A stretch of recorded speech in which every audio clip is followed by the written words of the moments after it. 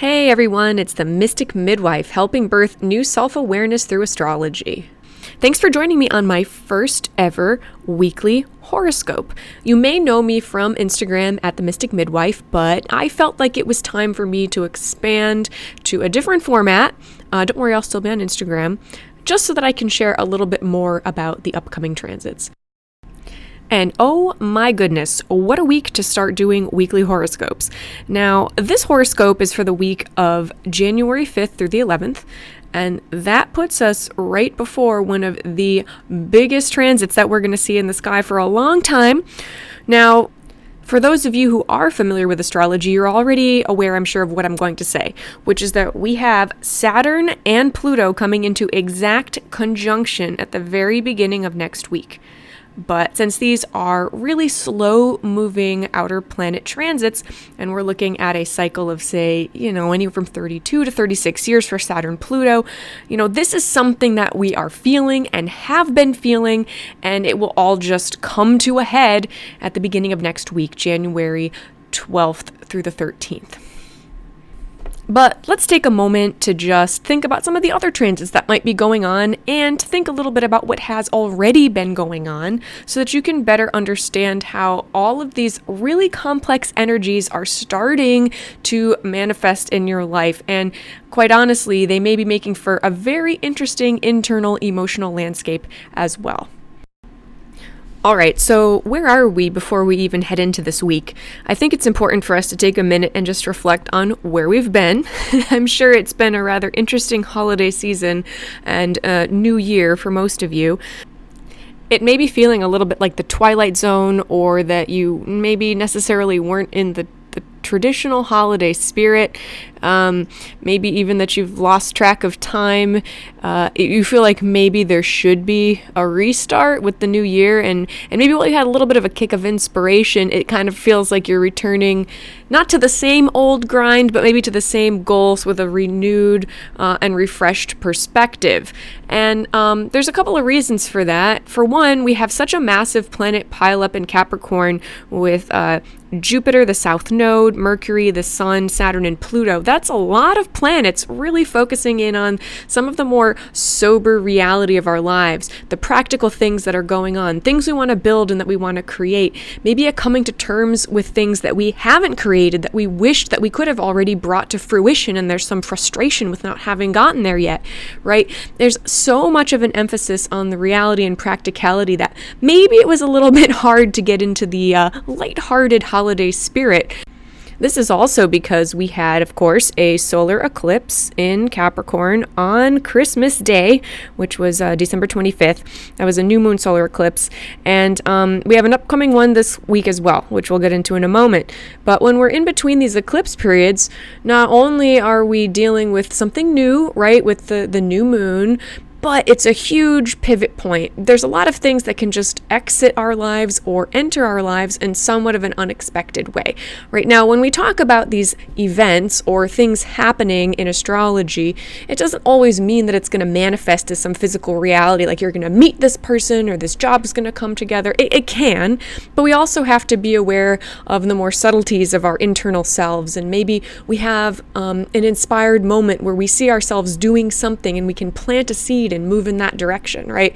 But there's so much complexity happening within these eclipses that perhaps you're working with a lot of new ideas. There's a lot of things that are changing. You may be iterating on those plans and things that you've been working on thanks to all that heavy Capricorn energy.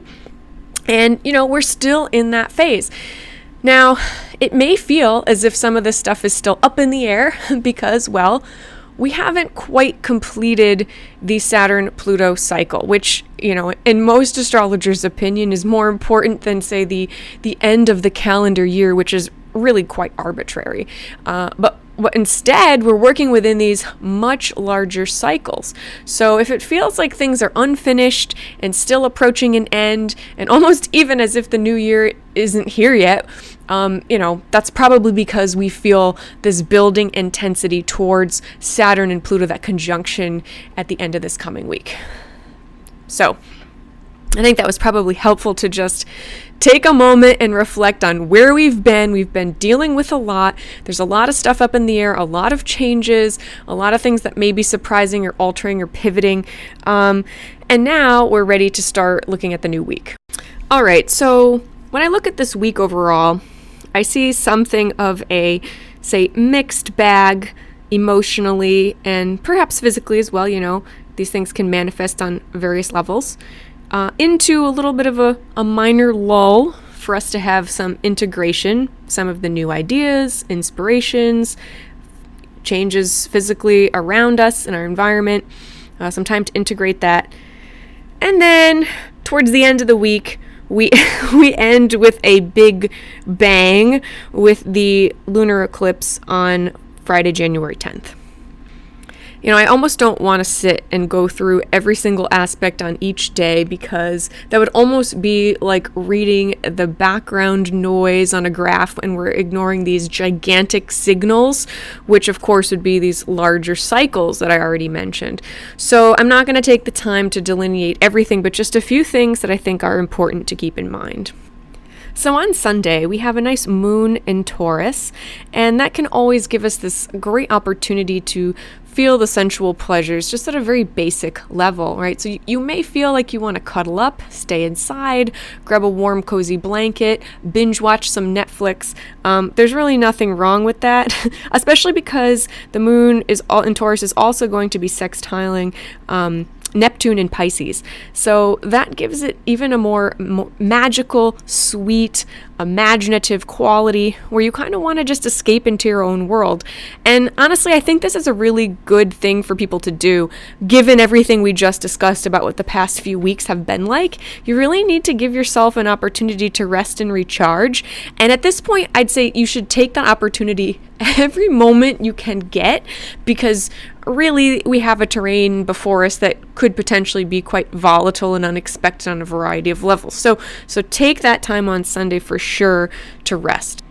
So we see a continuation of those sort of self-soothing, comforting type energies because on Monday, January 6th, the sun will sextile Neptune. So not only is the moon in our emotional self sort of craving that, but we're actually actively thinking more imaginatively, maybe hopefully not going off into more delusional type territory, which of course Sun Neptune can do, but it's an opportunity to really touch into some interesting potentialities, a more imaginative, dreamlike state.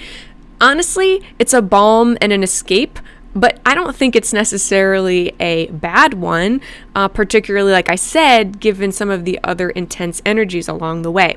We do have the moon early in the morning making some trines to both Saturn and Pluto.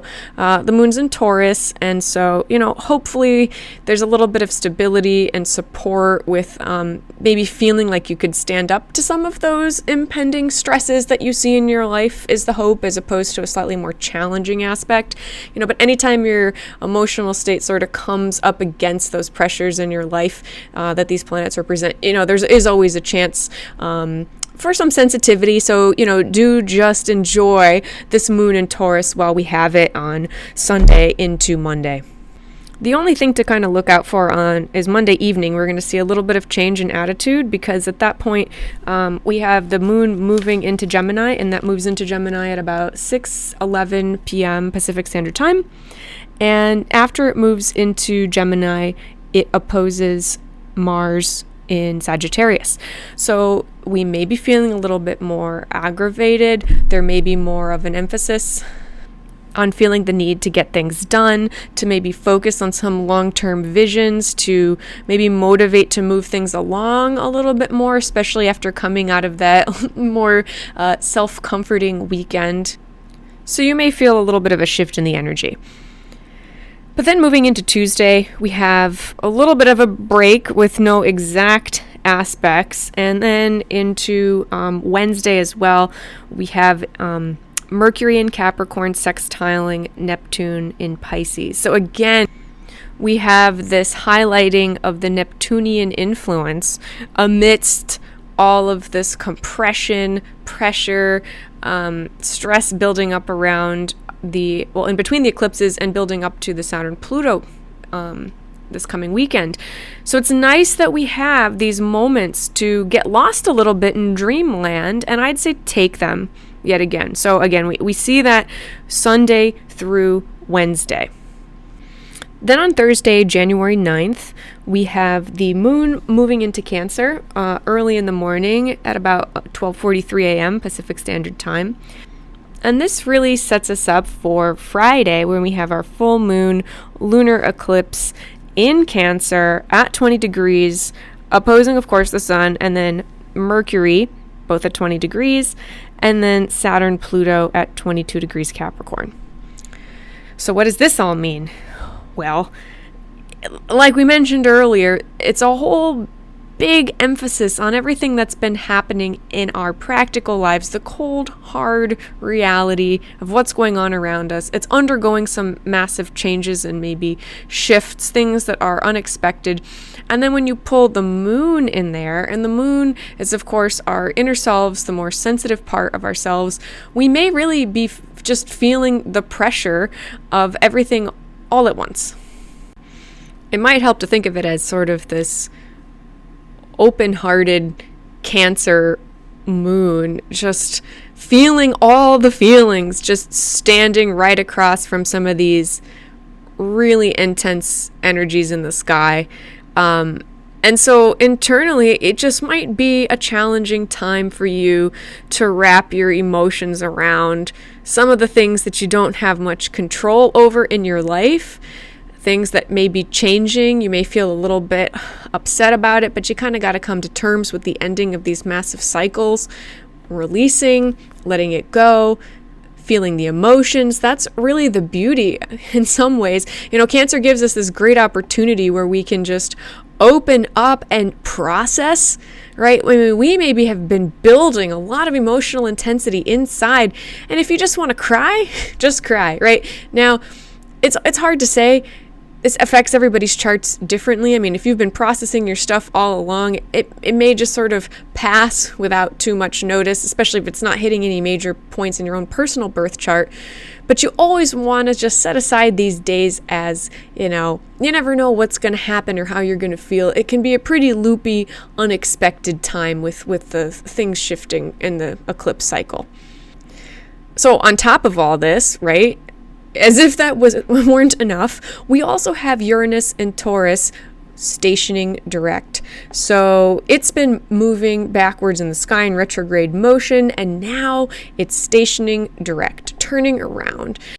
That means that Uranus, the planet of unexpected insight and changes and new things coming in that we could not possibly have thought about, is turning around in the sign of Taurus, right? So the earth, things that are more physical in nature, the actual environment. And when a planet will change direction like that, there's usually something pretty noticeable that will happen. So just be on the lookout to see, if you can really identify, pinpoint this shifting energy. I mean, it might be hard because we have this eclipse going on at once, but the point is there's a lot going on this day. So I wouldn't be surprised if you are surprised. so just really highlight the 10th. So that's really the big news for this coming week. The 11th, we have the moon moving into Leo, and that sets us up for the very start of next week. And of course, we have our intense day on the 12th, which I will get into next week. I'll be reporting about that transit.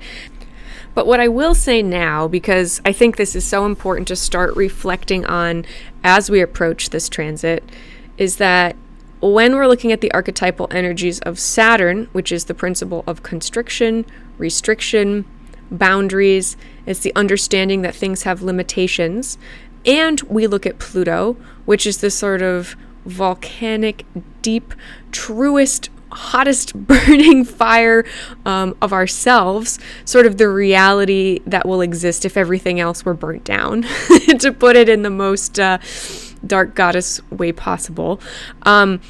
So if you put those two together, you have what a lot of people are saying is, say, potentially the breaking down of structures in Capricorn, right? The structures of Saturn. So you start to see these power structures crumbling. It can also really emphasize the abuse of power. So you start seeing power exerted top down, but also bottom up, right? So this sort of empowerment can take on the Saturnistic approach as well, meaning that it gives this intense drive, this intense focus at the deepest part of ourselves, and it can really fuel a lot of mass protest movements and things like we're seeing all around the world as well. So, it's a pretty rough energy. It is something that can manifest internally as a feeling of compression, of constriction, of feeling like you're trapped or stuck, or that you have to just scream and bang on the walls. And I just really encourage you to try to find ways to let off steam and allow that pressure to get out of your body, out of your system in a more constructive way, so that it doesn't end up manifesting as like a quip or something that you say that you regret, or some crazy thing that you do, or you blow up in some way. So try to contain it if you can. And as well, we may be seeing some more crazy things in headlines as well. And just try to keep your distance emotionally from that, because you're going to have plenty going on internally as well, I guarantee. So that's just a little bit of looking ahead, a little bit more of what we'll talk about at the start of next week. I hope this was helpful. Take the beginning of this week to really lean into that self-comfort, to integrate everything that you've been going through. Give yourself that time. Don't feel like you have to keep driving yourself, which is sometimes what Saturn Pluto can want to do. Really sit back and integrate self-care. Allow yourself those dreams with those Neptunian influences. Harness a little bit of the Mars and Sag that we see at the beginning of the week opposing the moon. And then, just be ready for whatever may appear on our second eclipse, our lunar eclipse on Friday, January 10th. Hang in there. Stay safe, stay healthy, stay happy, or feel those emotions, whatever you need to do. And thanks for joining me, the Mystic Midwife, for this week's weekly horoscope. And I will talk to you again next week, Sunday, January 12th.